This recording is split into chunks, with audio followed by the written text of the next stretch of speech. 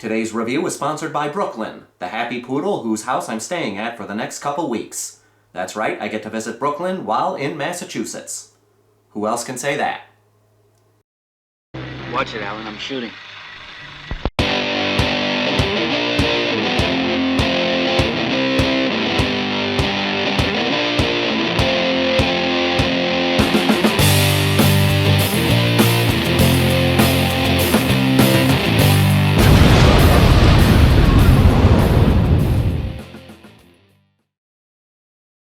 The Gruesome Twosome.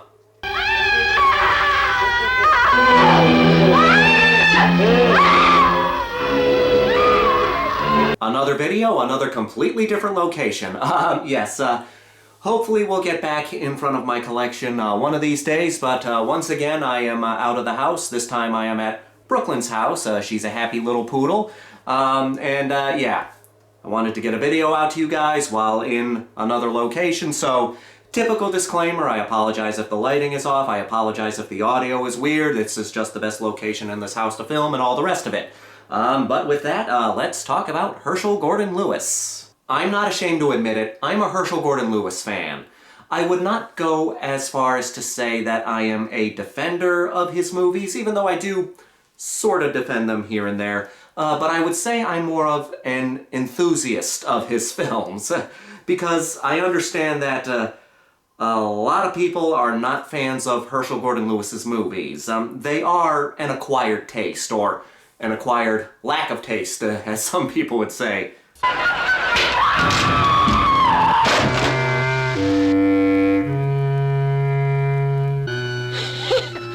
Betcha I could pitch in them major leagues. Yeah. But as someone who likes to defend low-budget movies to micro-budget movies, I love Herschell Gordon Lewis. This is the man who invented the gore film with his movie Blood Feast back in 1963. He also created the hillbilly horror movie with his movie 2000 Maniacs, which is also one of my favorite 1960s horror movies. I love Color Me Blood Red. I really like Wizard of Gore and the Gore Girls. But today we're talking about The Gruesome Twosome, which is a movie that aggravated me. Just because you love somebody's work doesn't mean you have to defend every movie that they made. Because this one's bad, and not in a fun way. In the movie we have Mrs. Pringle and her son Rodney, two psychopaths who run a wig shop. Now the way they supply their wig shop is by taking co-eds from the nearby college and scalping them.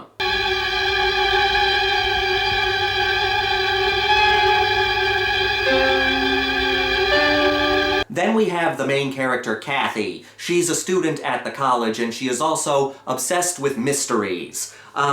She learns about the murders and she is determined to find out who the killer is. And by determined, I mean there are a bunch of drawn-out scenes with her and her friends that go absolutely nowhere. I told you this movie annoyed me. It wasn't nuts, but it was all I could think of at the time.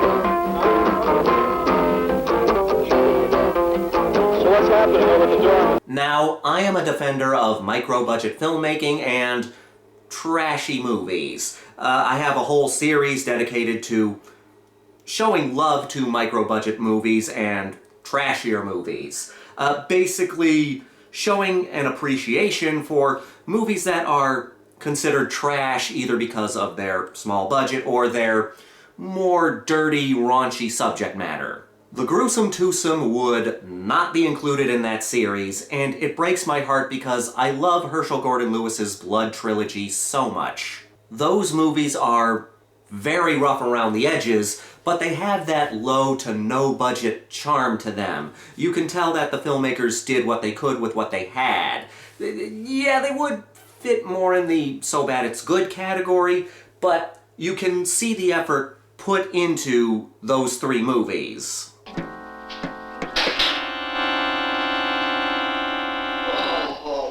The Gruesome Twosome lacks that charm.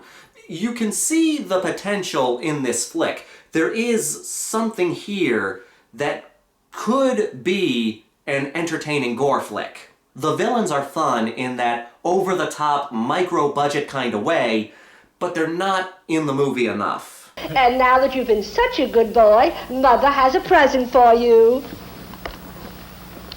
An electric knife. And now Mother will tell you a story. And the idea is solid.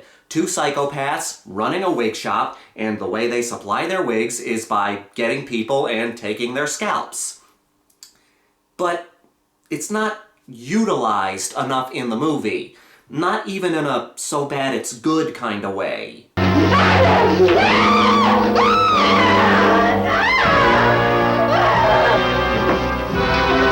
The Gruesome Twosome had a budget of about $40,000, which puts it in the micro-budget range for me. In my definition, anything with $50,000 or less is considered a micro-budget movie in my book. I tend to grade low to micro-budget movies on a curve because they have a reason to be rough around the edges due to the lack of money and resources. Inexperienced actors, rough effects work, unlike big-budget movies that have millions of dollars at their disposal. There are plenty of bad micro-budget movies out there, just like there are plenty of bad big-budget movies out there. But there are also a lot of good micro-budget movies out there. The difference between the good ones and the bad ones is effort. Like with me, if I see a micro-budget movie putting in effort into making their movies, if I can see that they're doing everything they can with what fewer resources they have, I'm happy. God hates you!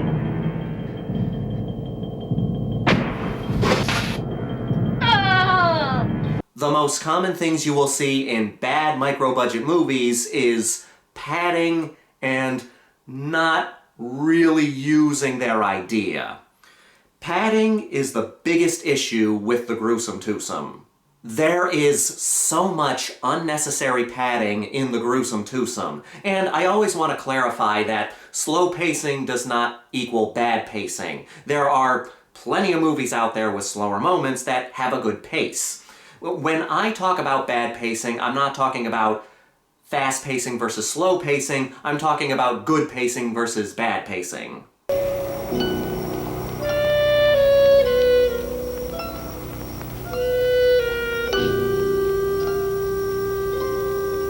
There are so many drawn-out moments in this movie that are clearly there just to draw out the runtime. The first few minutes of this movie are two styrofoam heads talking to each other. And believe me, I got a real education. Matter of fact, that's where this all happened. You're talking in circles. This was indeed done to get the movie to feature length. Herschell Gordon Lewis found out after finishing the movie that it didn't quite reach feature length, which is considered 70 minutes. So he had already finished the movie, he had finished post-production, so months after the movie was completed, he inserted this weird moment with two styrofoam heads talking to each other about the upcoming movie. Now this moment is funny, and it led me to believe that this was going to be a fun, so bad it's good kind of movie.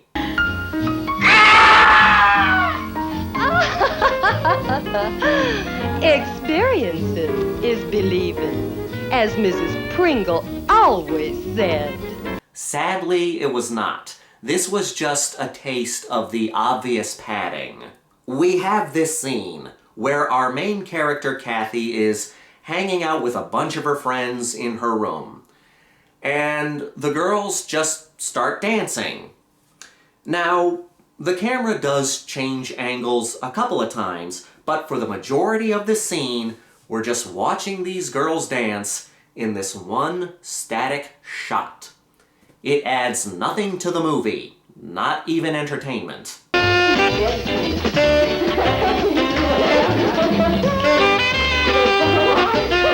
Then there's the scene where Kathy and her boyfriend are at the drive-in. Every now and again it cuts back to them either kissing or talking about something, but most of this scene it cuts back to the movie they're watching, which is this table that a couple is sitting at, and they're, having some kind of conversation, and the man is eating the food. And that's all we see. We don't see the couple's faces, we just see this table as this man is fondling all the food and eating some of it every now and again. Caress you, squeeze you. Can't you talk to me, Terrence? Why can't we communicate? It's just that angle. That is most of this scene. Every now and again, Kathy will say something that I guess is relevant to the movie, and then it cuts back to this shot of this table where the guy is fondling all this food. I guess this was done to be funny and to add some kind of humor to the movie, but it's not funny, it's just boring. You've got to stay to hear me out. This is the most important moment of my life. Even the gore scenes are drawn out a little too long.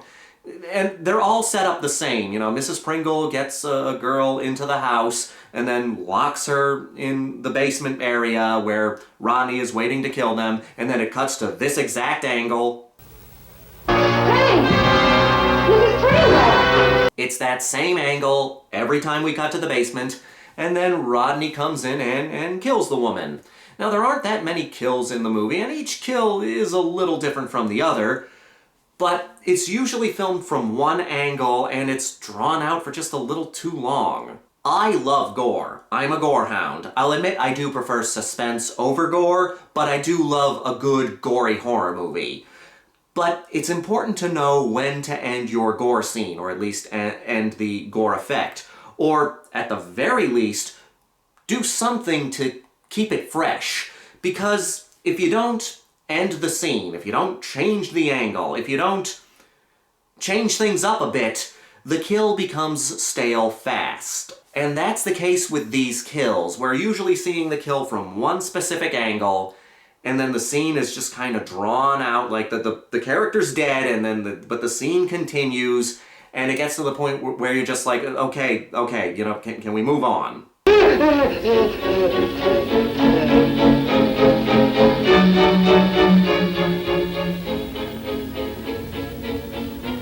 The worst offense of padding in this movie is when Kathy is following an obvious red herring. Right at the beginning of the film, we know who the killer is. It's shown plain as day. Mrs. Pringle and her son are the killers. We know who they are. Obvious, they're the killers. Then we have this scene where Kathy says that the college janitor might be the killer. And then we have this whole sequence where Kathy is following this man home and spying on him. It's not filmed in an interesting way. We're just watching Kathy follow this guy home, hiding in various places as she does, not in an entertaining way, not in a funny way, just in this basic, anemic way. That's the best way to describe this scene. Anemic.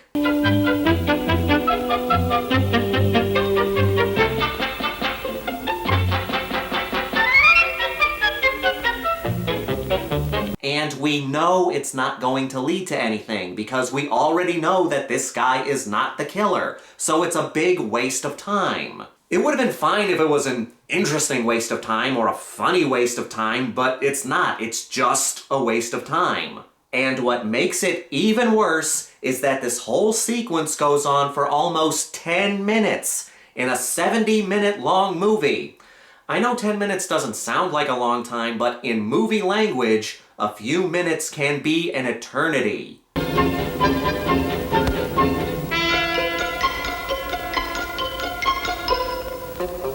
It's frustrating because I am a Herschell Gordon Lewis fan. I love the original Blood trilogy. While those movies aren't masterpieces of filmmaking, they are masterpieces of cheese and schlock. The Gruesome Twosome is not that at all. And it's another one of those movies that gives micro-budget filmmaking a bad name, and there are a lot of those movies out there, which frustrates me even more. The Gruesome Twosome is a perfect example of how padding can ruin a movie. There's a way to do slow pacing right. Padding is not the way to go.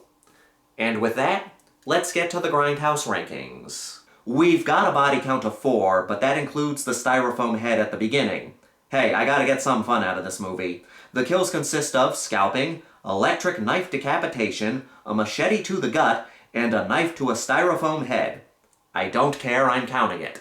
It barely reaches the proto-slasher requirements with some variety in the kills and a decent body count, but that's about it. The movie has an interesting idea, but it's not used enough throughout the film. The villains are fun in that campy, micro-budget way, but again, they aren't in the movie enough. The characters are boring, just boring, and the padding is so obvious. There is too much uninteresting fluff, and that really drags the movie down. Not much else to say. The film had potential, but the filmmakers chose to have it mostly be padding and minimal anything. I'm giving this a 1 out of 5. There are much better Herschell Gordon Lewis movies out there, and better micro-budget movies out there. This one annoyed me so much.